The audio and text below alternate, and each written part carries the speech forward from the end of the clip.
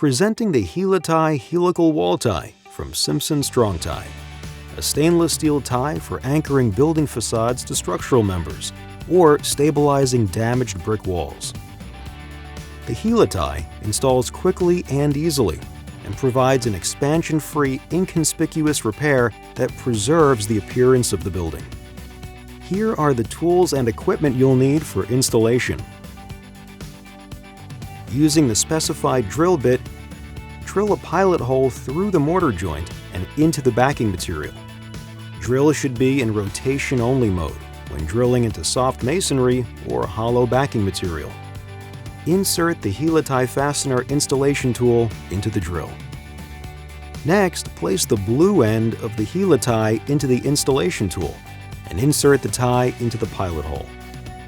With the drill in hammer mode, drive the tie until the tip of the installation tool enters the exterior surface of the brick mortar and countersinks the tie.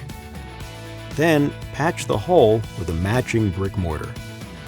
Repair damaged brick walls faster, easier, and smarter with the Heli-Tie Helical wall tie from Simpson strong tie. To learn more, contact your local rep.